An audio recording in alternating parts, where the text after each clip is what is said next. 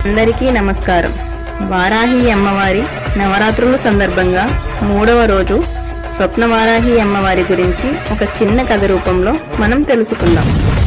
ఒక చిన్న గ్రామంలో శ్రీరామ్ అనే యువకుడు నివసించేవాడు. అతడు చదువు ముగించుకొని ఉద్యోగం కోసం ఎదురు చూస్తున్నాడు. కానీ ఎక్కడ ప్రయత్నించినా అతనికి మంచి ఫలితం కనిపించేది కాదు.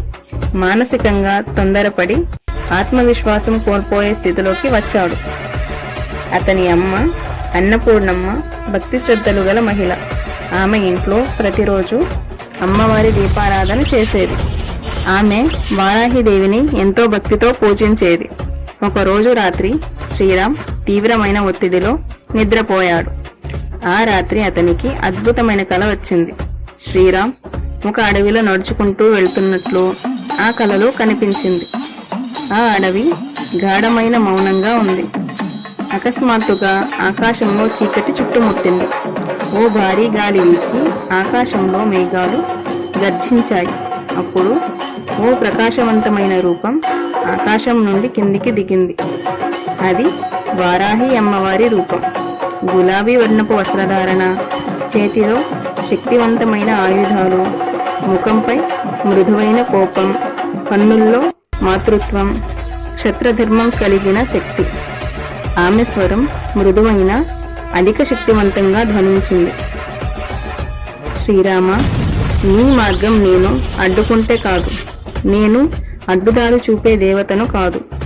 నీలో ఉన్న భయం వదిలిపెట్టు. ధైర్యంగా ముందుకు సాగు. నీ విజయం కలలో మొదలవుతుంది. నమ్మకంతో నిజం అవుతుంది.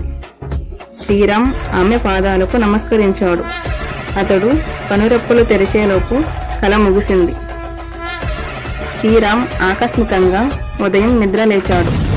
తనలో ఓ కొత్త శక్తిని, నమ్మకాన్ని పొందాడు. అమ్మవారి కల స్పష్టంగా గుర్తుంది. ఆ రోజు నుంచి అతను ప్రతిరోజు వారాహిదేవిని పూజించడం ప్రారంభించాడు.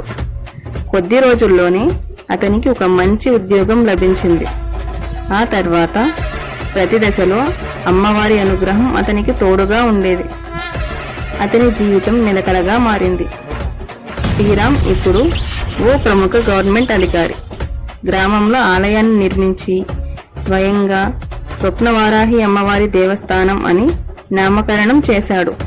అక్కడ ప్రతి శుక్రవారం అమ్మవారికి ప్రత్యేక పూజలు జరుగుతాయి. ఆ గ్రామంలో ఎన్నో కుటుంబాలకు ఆ ఆలయం కొత్త ఆశ చూపుతుంది. స్వప్నవారాహి దేవి కలలో దర్శనమిచ్చే దేవత. ఆమెను నమ్మిన వారిని ఆమె విడువదు. ఈ కథ మనకు చెప్పే సందేశం నమ్మకం, శాంతి, శక్తి. ఈ మూడు కలిస్తే మన జీవితం మారుతుంది. జై వారాహి మాత. Please do like, subscribe my channel.